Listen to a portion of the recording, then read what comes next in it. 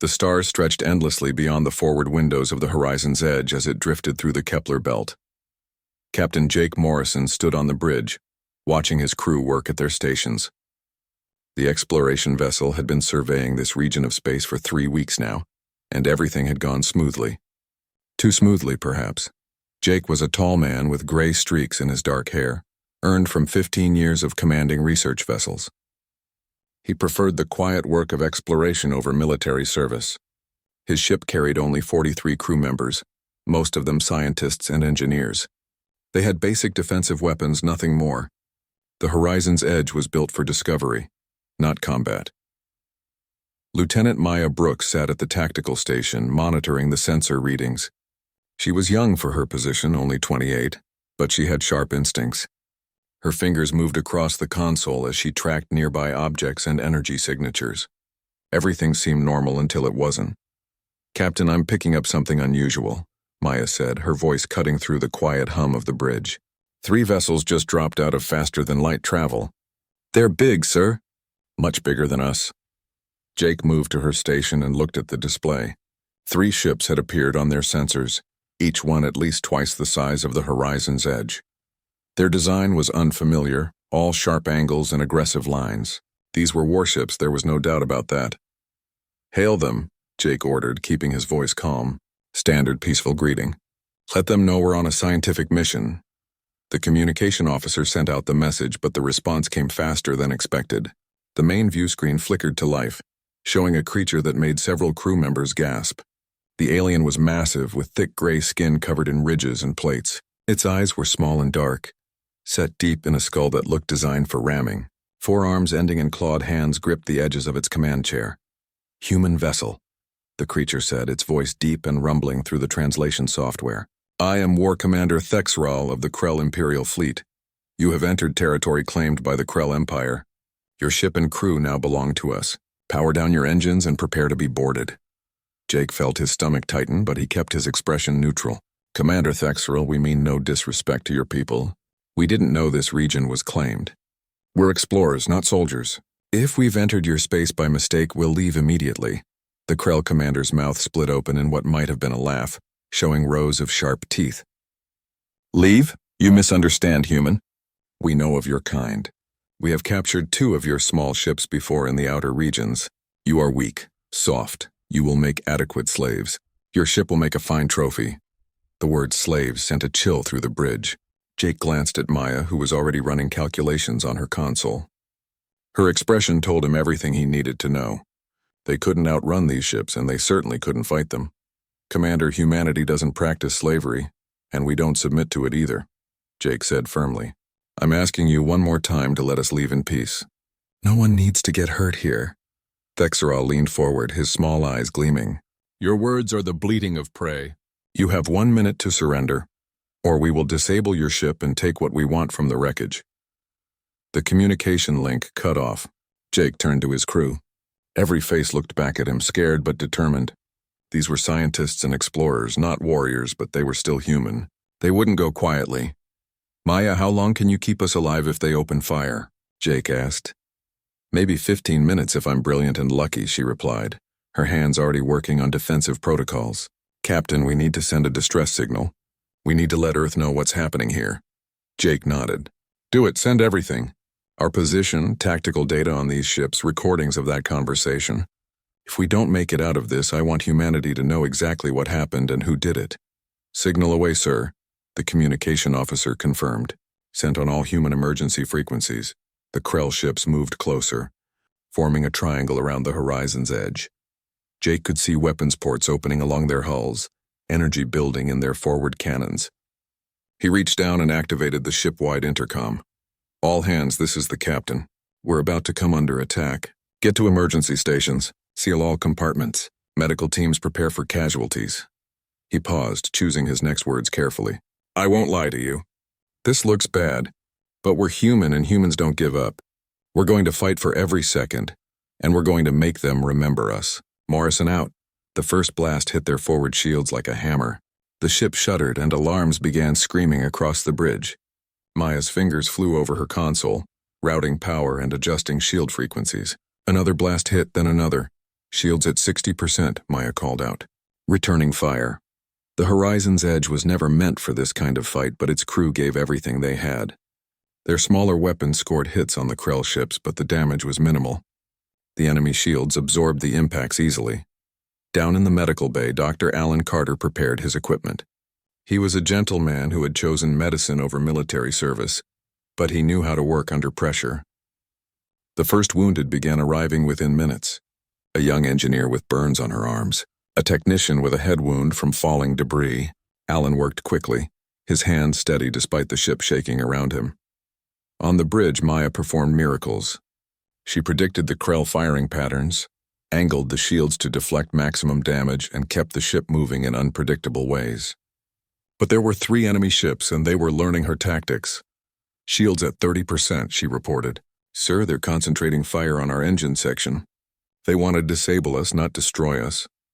Jake gripped the armrests of his chair as another blast rocked the ship. Keep us moving as long as possible. Make them work for it. Minutes felt like hours. The crew of the Horizon's Edge fought with everything they had, but the outcome was inevitable. The Krell were too strong, their ships too powerful. A massive hit struck the engine section, and the lights on the bridge flickered. Main engines offline, the engineering officer reported. Auxiliary power only. We're dead in the water, Captain. Jake looked around his bridge. His crew was battered but unbroken. Maya had blood running down her face from a cut above her eye, but she was still at her post. The communication officer's arm hung at an odd angle, but his good hand stayed on his console. All hands, this is the captain, Jake said, his voice carrying through the damaged ship. Prepare for boarding. Break out the small arms. We're not done yet. The crew armed themselves with the handful of weapons the ship carried, pistols and rifles meant for security duties, not combat. They took positions in the corridors and waited. Through the hull, they heard the sound of the Krell boarding craft attaching to their airlock. Jake stood in the main corridor with 20 crew members, weapons raised.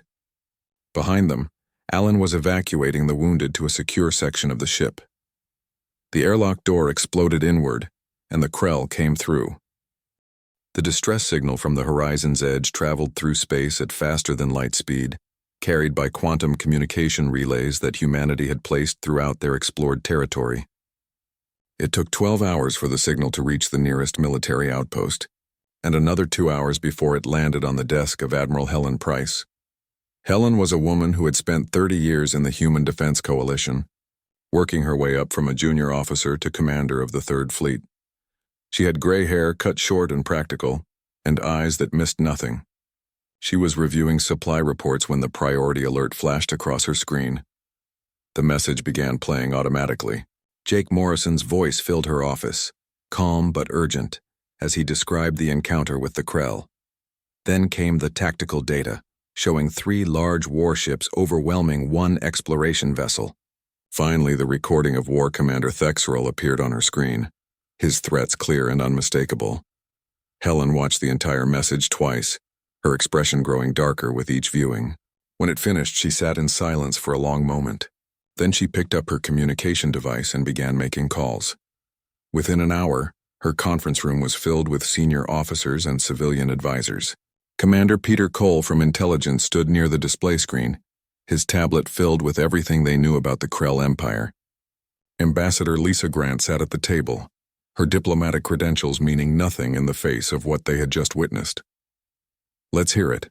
Peter, Helen said, starting the meeting without preamble. Peter activated the display, showing a map of known space. The Krell Empire controls 3 star systems in the Outer Rim. They're a militaristic species organized around warfare and conquest. We've had minimal contact with them before. 2 of our scout ships disappeared in their territory over the past 5 years. We assumed it was accidents or navigation errors. They weren't accidents, Helen said quietly. They captured those ships just like they bragged about. It appears so, Admiral. Peter changed the display to show images of Krell vessels and technology. They're a physically powerful species, and their technology is roughly equivalent to ours. Maybe slightly behind in some areas, ahead in others. They've been spacefaring for about 300 years. Lisa leaned forward. Have we tried to contact them? To negotiate for the return of Captain Morrison and his crew? We opened diplomatic channels 6 hours ago, Peter replied. The Krell response came back an hour ago. I'll play it for you. Another Krell appeared on the screen, even larger than Thexrel, with more elaborate markings on his armor. His voice was contemptuous as he spoke through the translator. "Human diplomats, your ship violated our territory. The crew is now property of the Krell Empire. They will be sold as slaves according to our law. Any other human ships that enter our space will be destroyed." This matter is closed. The room fell silent. Helen watched the faces around the table, seeing the same anger she felt reflected in their eyes. Humanity had faced many challenges since reaching the stars, but this was different. This was personal. "They took our people," Helen said, her voice hard. "They're going to sell them as slaves. And they think we'll just accept that." "Admiral, we need to consider the diplomatic implications," Lisa began carefully. "The Krell Empire is powerful. If we escalate this into a war—" "They already made it a war when they attacked an unarmed science vessel," Helen interrupted. "The question isn't whether we respond. The question is how hard we hit them." Peter pulled up new data on the screen. "Our intelligence indicates the captured crew is being held at a Krell military station in the Vega system. It's a processing center for prisoners and slaves. They're waiting for transport to the slave markets in Krell territory." "How many of Morrison's crew survived?" someone asked. "We believe 37 out of 43, Peter answered. "The Krell wouldn't have bothered taking the bodies of those killed in the attack." Helen stood up and walked to the display, studying the layout of the Vega system. "How fast can we mobilize the Third Fleet?" "We can have them ready to move in 24 hours, her operations officer replied. "But Admiral, the Third Fleet is only 67 ships. The Krell could field more than that if they—" "Then we don't just send the Third Fleet," Helen said, turning to face the room. "We send everyone. I want every available military vessel recalled. Send messages to the colony defense forces. Any ship that can fight, I want it ready to move." The room erupted in discussion. Lisa stood up, her voice rising above the others. "Admiral Price, you're talking about mobilizing hundreds of ships for a rescue mission. The cost alone—" "The cost?" Helen's voice cut through the noise like a blade. 37 humans are about to be sold as slaves by aliens who think we're weak. If we don't respond to this with overwhelming force, every species in the galaxy will think they can do the same thing.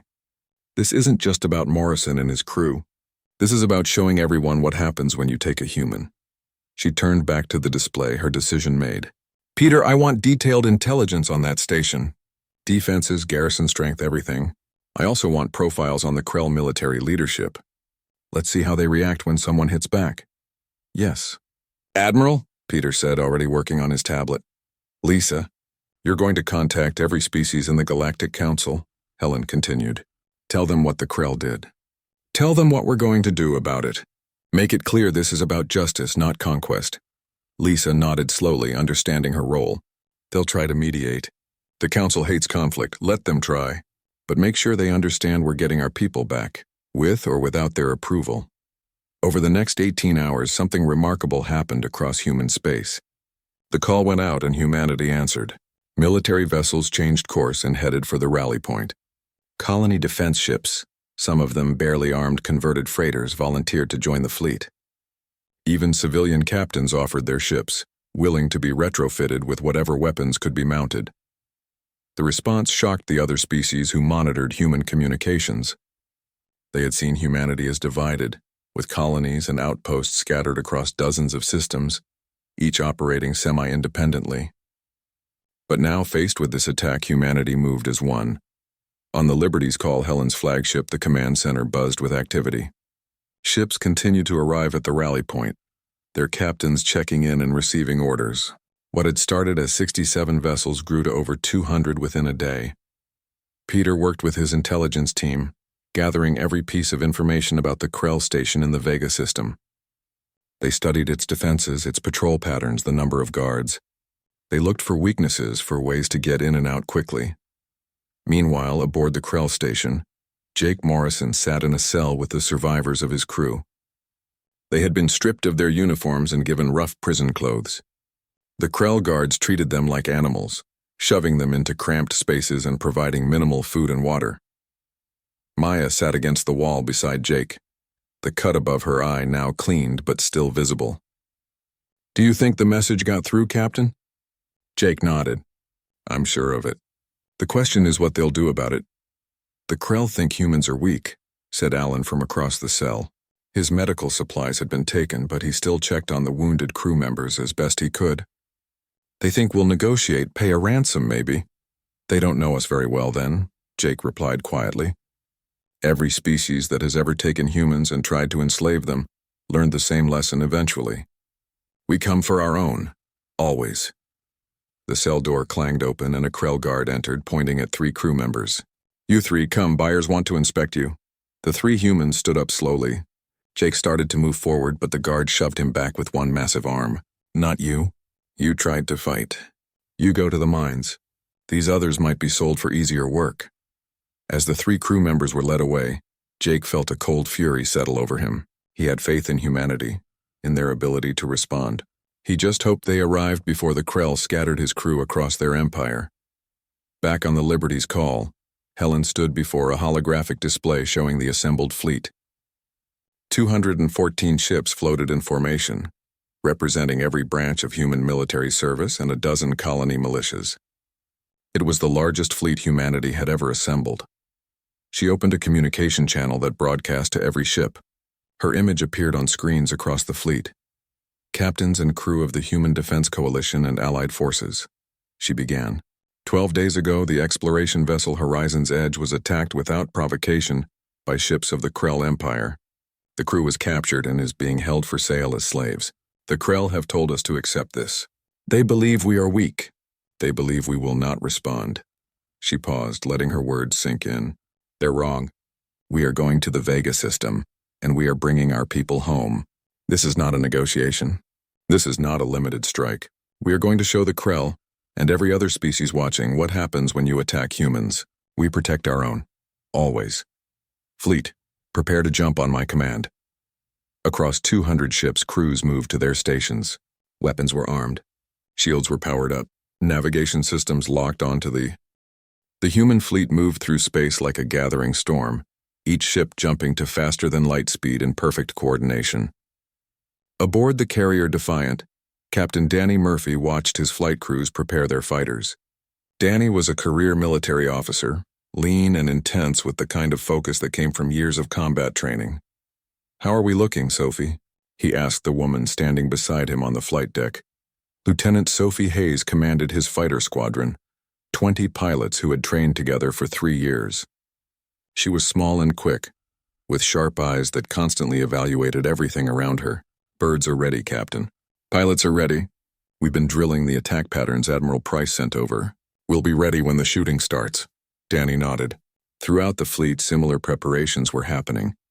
This wasn't a collection of random ships thrown together in anger. The human military had spent the journey to the Vega system, training, planning, and coordinating. Every captain knew their role. Every weapons officer had studied the Krell defenses. Every pilot had practiced their approach vectors. In the engineering spaces of the Liberty's call, Chief Engineer Roy Bennett worked with a team of specialists on a problem that had been bothering them since they saw the tactical data from the Horizon's Edge.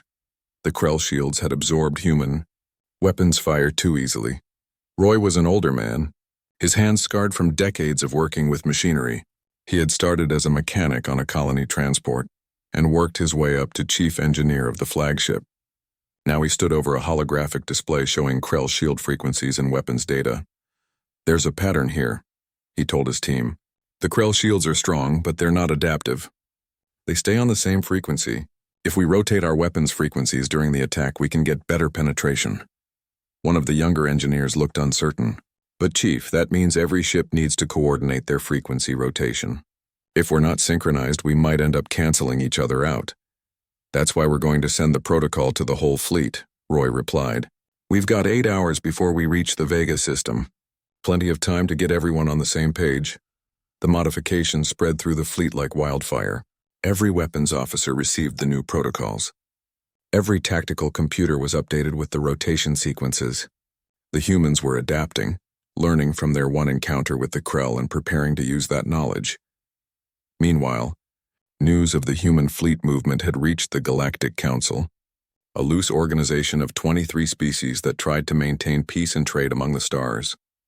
An emergency session was called on the neutral station Harmony Point. Ambassador Lisa Grant attended via holographic transmission, her image appearing in the council chamber alongside representatives from species across the galaxy. The council chairman, a tall crystalline being called a Vex, initiated the session. "We have called this emergency meeting to address the situation developing between humanity and the Krell Empire," the chairman said in his musical voice. "We understand that a human vessel was attacked, but we urge restraint. War benefits no one." Lisa kept her expression neutral. "Chairman, with respect, this is not about war. This is about justice. The Krell attacked an unarmed research vessel, killed 6 humans and enslaved 37 others. They refuse to return our people or acknowledge any wrongdoing. What would your people do in this situation?" A reptilian delegate from the Zarth Collective spoke up. "We sympathize with your loss, Ambassador. But the Krell Empire is powerful. A military response could escalate into a conflict that spreads across multiple systems. We ask that you allow the Council to mediate." "We're past mediation," Lisa replied firmly. "We sent diplomatic messages. The Krell told us the matter was closed and threatened to destroy any other human ships in their space. That's not a misunderstanding or a diplomatic incident. That's a declaration of hostility."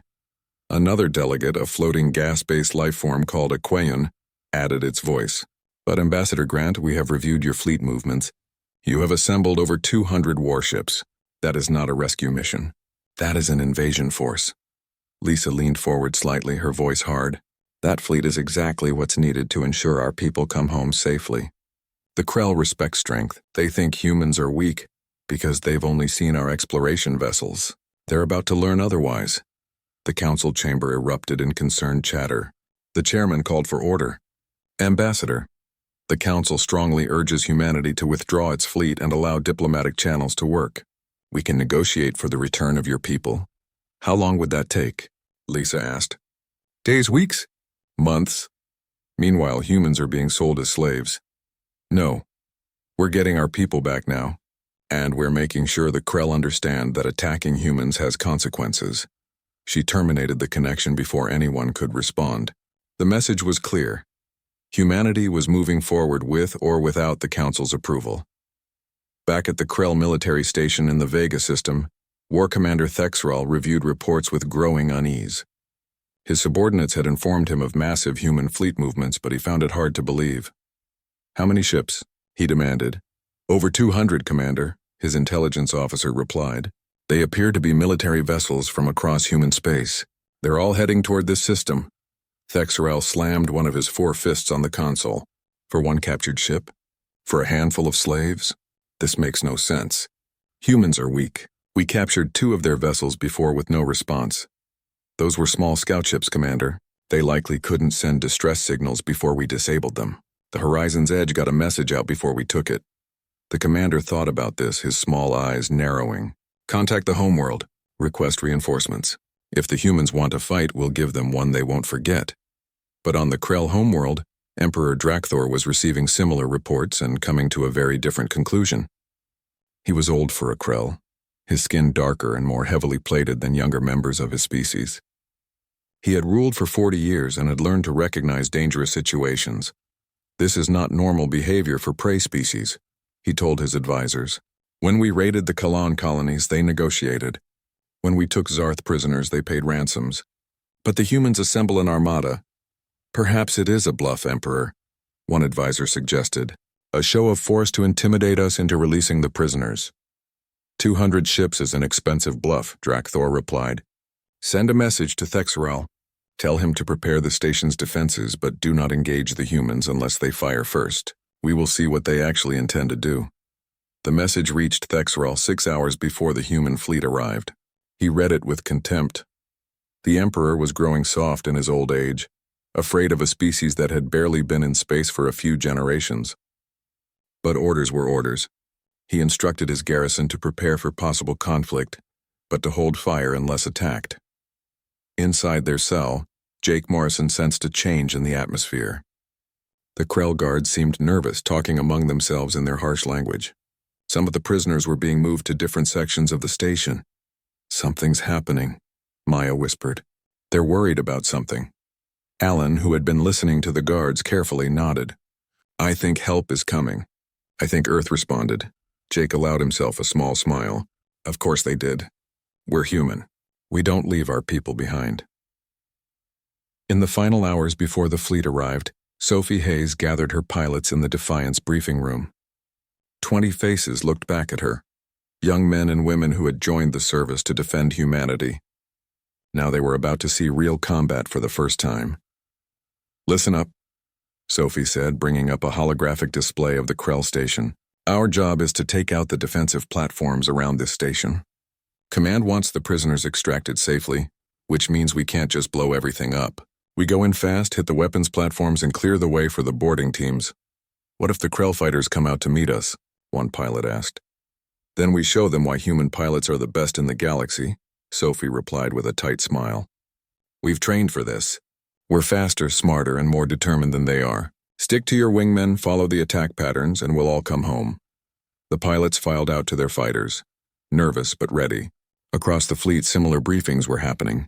Marine assault teams led by Major Carl Stevens reviewed their entry points. Medical teams under Dr. Nina Walsh prepared their facilities for incoming wounded. Every person in the fleet knew their role. Admiral Helen Price stood on the bridge of the Liberty's Call as they approached the edge of the Vega system. Her crew worked quietly around her, professional and focused. She opened a fleet-wide channel.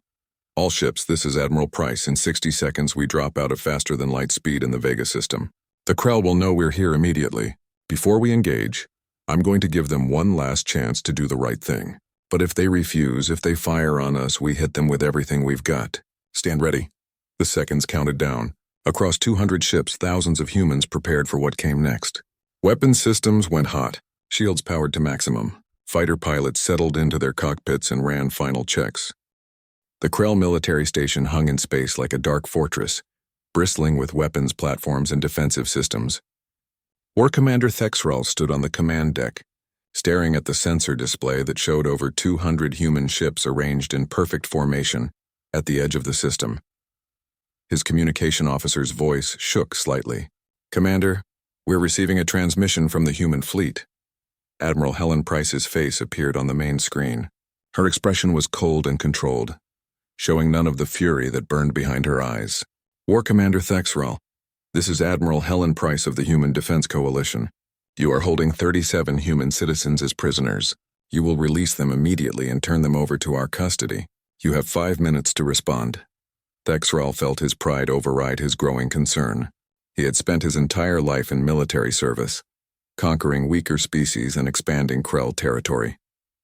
He would not be intimidated by humans no matter how many ships they brought.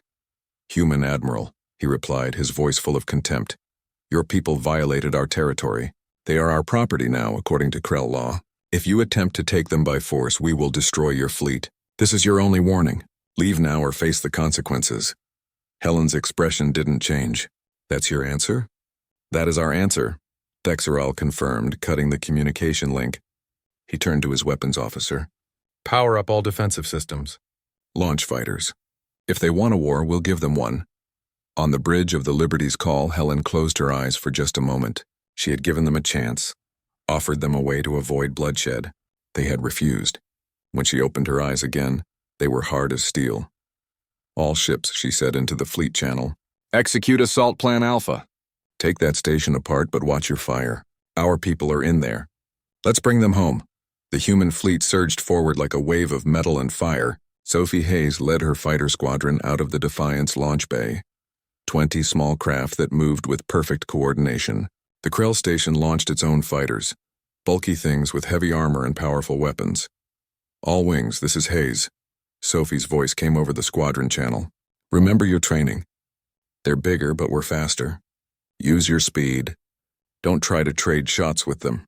The two fighter forces met in the space between the fleet and the station. The Krell pilots fought like they always did, aggressive and straightforward, trying to use their heavier weapons to blast the smaller human fighters out of space. But Sophie's pilots had trained for this. They moved in pairs, one pilot drawing fire while the other swooped in from an unexpected angle. They used the sensor shadows of the larger capital ships, appearing and disappearing from Krell targeting systems. Within minutes, 6 Krell fighters were destroyed and the humans hadn't lost a single craft. "They're predictable," Sophie reported to the Defiant. "They fight like they're flying tanks. We can handle them." While the fighters engaged, the main fleet moved on the station itself. The Krell defensive platforms opened fire, sending streams of energy toward the approaching human ships. But Roy Bennett's frequency rotation protocol worked perfectly. The human ship's shields absorbed hits that should have crippled them, the rotating frequencies dispersing the Krell weapon's energy. The human fleet didn't fight like the Krell expected. They didn't line up and trade shots. Instead, they moved in coordinated attack patterns, multiple ships focusing their fire on single targets. The first defensive platform exploded within 3 minutes of the battle starting. The second fell 30 seconds later. Aboard the station, Thexral watched in growing horror as his defenses crumbled. How are they doing this? Our weapons should be cutting through their shields. Their shield frequencies are rotating, Commander, his tactical officer reported. Our targeting systems can't lock on properly. And their weapons. They're concentrating fire in ways we've never seen. They're taking out our platforms one at a time instead of spreading their attack. Then launch more fighters. Deploy all reserves. But the Krell reinforcements met the same fate as the first wave. The human pilots fought with a coordination and skill that the Krell couldn't match. Sophie's squadron alone had destroyed 14 enemy fighters, and they were just one of 10 squadrons deployed. On the Liberty's call, Helen watched the tactical display with satisfaction. The battle was going exactly as planned. Status report. All defensive platforms neutralized, her tactical officer replied. Station shields are down to 40%. Marine assault teams are ready to deploy. Send them in, Helen ordered. Major Carl Stevens led the first wave of Marines toward the station in armored dropships. Carl was a broad-shouldered man with a calm demeanor that steadied his troops. He had been a Marine for 12 years, but this was his first real combat operation. Listen up, he told his team over the comm. Our people are in there. We're going in fast and hard, but watch your fire. Krell are big and tough, but they're not invincible. Work in teams, cover your angles, and let's get our people out. The dropships attached to the station's hull, cutting torches burning through the reinforced metal. The Marines poured through the breaches, moving with practiced efficiency. The Krell defenders met them with fierce resistance, but the humans had prepared for this. The Krell were physically stronger, their forearms and armored skin making them formidable in close combat. But the human Marines worked in coordinated teams, using suppressing fire and movement tactics that the Krell couldn't counter. For every Marine that fell, 3 Krell went down. Carl's team moved through the station corridors following the map that intelligence had provided. They knew where the prison sections were located. They just had to fight their way there. Contact front, one Marine shouted as a group of Krell soldiers appeared at the end of a corridor. The two forces exchanged fire, the narrow hallway filling with energy blasts and smoke. The Marines used cover effectively, leaning out just long enough to fire before pulling back. The Krell tried to charge, using their size and strength, but coordinated fire from multiple angles cut them down. In the cell block, Jake Morrison heard the sounds of battle getting closer. The Krell guards were panicking, arguing among themselves about what to do with the prisoners. Some wanted to use them as hostages. Others wanted to execute them rather than let them be rescued. Everyone stay calm, Jake told his crew. Help is coming. Just stay calm. Maya positioned herself near the cell door, ready to act if the guards tried anything. Alan stayed with the wounded, using his body to shield them if shooting started. The crew of the Horizon's Edge had been through hell, but they hadn't broken. They were still human, still fighting in their own way. The cell door exploded inward, blown off its hinges by a breaching charge. For a moment, no one moved. Then a human Marine appeared in the doorway, weapon raised, scanning the room for threats. When he saw the prisoners in their rough clothing, his expression softened slightly. Captain Jake Morrison? The Marine called out. Here, Jake replied, stepping forward. Major Stevens sends his compliments, sir. Let's get you out of here. More Marines poured into the cell block, securing the area and helping the freed prisoners. Dr. Nina Walsh's medical teams followed close behind, immediately attending to the wounded. Nina was a skilled physician who had volunteered for this mission specifically because she knew there would be injured. Humans who needed help. We need to move fast, one Marine told Jake. The station is secure, but we don't know if the Krell have reinforcements coming. The rescued crew members were led through the station corridors, stepping over fallen Krell defenders and damaged equipment. The humans had torn through the station's defenses like a storm, overwhelming everything in their path. As they reached the docking area where transport ships waited, Jake paused to look back at the station. In less than 6 hours, humanity had arrived, destroyed the station's defenses, fought through its garrison, and rescued their people. The Krell had thought humans were weak. They had been catastrophically wrong. Back on the Liberty's call, Helen received confirmation that all prisoners were recovered. 37 humans alive. 6 more were dead, killed in the original attack on the Horizon's Edge, but their bodies had been recovered from the station's morgue. They would all be going home. "Admiral, the Krell station is broadcasting surrender," her communication officer reported. "They're requesting terms." Helen considered this for a moment. The station was crippled, its weapons destroyed, its garrison broken. The Krell defenders who remained alive had seen their fortress taken apart by an enemy they had underestimated. "Tell them we'll discuss terms later," Helen said. "Right now we have other business to attend to." She pulled up a star map showing Krell territory. The fleet had come to rescue their people, and that mission was accomplished. But Helen was thinking bigger now. The Krell needed to truly understand what they had awakened. "Fleet commanders, this is Admiral Price," she said, opening the command channel. "Well done today. You've shown what happens when someone attacks humans. But we're not finished. I want the fleet to advance into Krell space. We're going to visit their military installations and make sure they never forget this lesson." Across the fleet, captains acknowledged the order.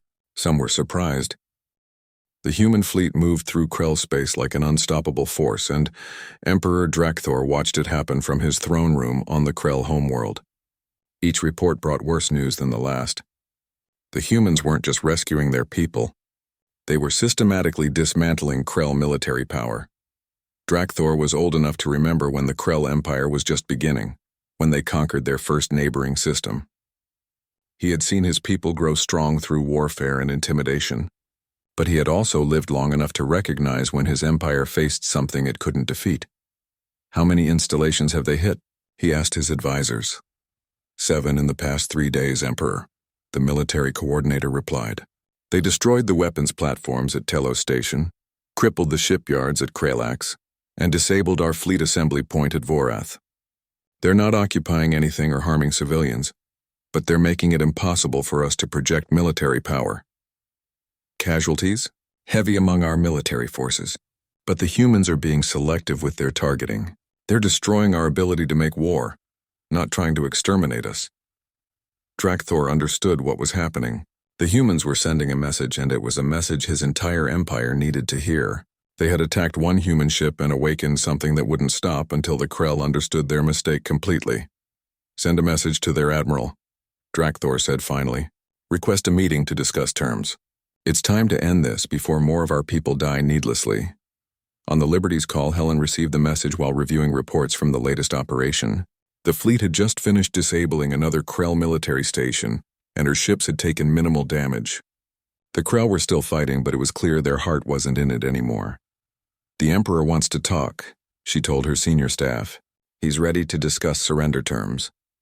"We've hit them hard enough," Commander Peter Cole observed. "Their military infrastructure in this region is crippled. It'll take them years to rebuild." "Good," Helen replied. "But I want to make sure the terms of their surrender are clear. This can't happen again. Not to us, not to anyone else." She drafted a response to the Emperor, agreeing to meet but specifying the terms would be discussed at the Krell homeworld, with representatives from the Galactic Council present. She wanted witnesses. She wanted every species in the galaxy to see what happened when the Krell learned their lesson. 5 days after the rescue at the Vega system, a diplomatic conference convened on the Krell homeworld. The meeting took place in the Emperor's palace with delegates from 24 species observing. Ambassador Lisa Grant represented humanity alongside Admiral Helen Price. Emperor Drakthor entered the chamber slowly, his age showing in his movements. He looked at Helen with eyes that held no hostility, only tired acceptance. "Admiral Price, we meet under difficult circumstances." "Circumstances of your people's making, Emperor," Helen replied evenly. "Your commander attacked an unarmed research vessel, killed 6 humans and enslaved 37 others. Then your government told us this was acceptable under Krell law." "It was a mistake," Drakthor said simply. "My people have grown accustomed to taking what we want from species we consider weak. We judged humanity by the few ships we encountered in distant regions. We did not understand that those ships represented a much larger civilization, one that values its people enough to fight for them. Lisa stepped forward with a data pad containing humanity's demands. These are our terms for ending hostilities. They are not negotiable. The terms were read aloud for all delegates to hear. First, the immediate release of any other species currently held as slaves by the Krell Empire. Second, substantial reparations to be paid to the families of the 6 humans killed in the attack on the Horizon's Edge. Third, recognition of human territorial claims in the Outer Rim, including a buffer zone around human space that Krell vessels could not enter. Fourth, the establishment of a permanent human monitoring station in Krell space to ensure compliance. And fifth, a public acknowledgement by the Krell Emperor that the attack was unprovoked and unjust. Drakthor listened to each demand in silence. His advisors looked uncomfortable, especially at the requirement for a monitoring station in their space, but the Emperor simply nodded slowly. "These terms are acceptable," he said. "The Krell Empire will comply with all of them." One of his advisors protested. "Emperor, allowing humans to maintain a station in our space is a deep humiliation." "We earned this humiliation," Drakthor interrupted sharply. "We attacked them thinking they were prey. We learned they were predators. Now we pay the price for our arrogance." The treaty was signed that day, with representatives from the Galactic Council witnessing every word. The Krell agreed to release over 4,000 individuals from various species who had been held as slaves. They would pay reparations for 50 years. They would recognize human authority in the regions humans claimed. And most importantly, they would make sure every species in the galaxy knew what had happened. After the signing, Helen had a private conversation with Emperor Drakthor. The old Krell leader looked at her with something approaching respect. "Your people are formidable, Admiral," he said quietly. "We thought you were weak because you explore instead of conquering. We thought your science vessels meant you had no warriors. We were wrong." "We don't want to be conquerors," Helen replied. "We want to explore, to learn, to make peaceful contact with other species. But we're not weak and we're not prey. Every human who goes into space knows that the rest of humanity has their back. That's our strength." "It's a strength the galaxy will remember," Drakthor assured her. "The story of what happened here will spread. Other species will hear how humanity responded to an attack on one of their ships. Some will fear you, some will want to ally with you, but none will make the mistake we made." Back at the crippled station in the Vega system, War Commander Thexral stood in chains, awaiting judgment from his own people. The Emperor had ordered him arrested for bringing disaster upon the Empire. But Thexral understood that he was just a symptom of a larger problem. The Krell had grown arrogant, assuming their military strength made them invincible. The humans had taught them otherwise, and the lesson had been brutal. 3 weeks after the rescue, Captain Jake Morrison stood on the bridge of a new ship, the Venture's Dream, an exploration vessel even larger than the Horizon's Edge. Earth had promoted him and given him a new crew and a new mission to continue exploring space. Maya Brooks was his tactical officer again, and Alan Carter served as chief medical officer. Many of the survivors from the Horizon's Edge had requested to serve with Morrison again, unwilling to let their ordeal end their careers in space exploration. "Captain, we're ready to depart on your order," Maya reported. Jake looked at the view screen showing Earth hanging in space behind them, blue and beautiful. He thought about the 6 crew members who hadn't made it back, whose names were now etched on a memorial at Earth's Defense Coalition headquarters. He thought about the fury humanity had unleashed to bring the rest of them home. "Take us out, Lieutenant," he ordered. "Let's see what's out there." As the Venture's Dream accelerated away from Earth, heading for unexplored regions of space, Jake felt a strange sense of confidence. Other ships were out there too, human vessels exploring dozens of systems.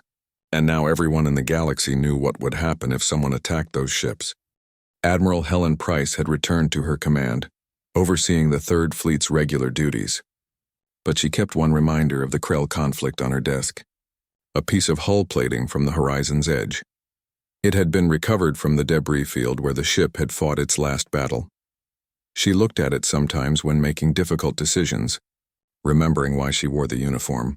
Humanity had built ships and weapons not to conquer or intimidate, but to protect, to make sure that any human who ventured into space knew they weren't alone, that their species would move heaven and earth to bring them home.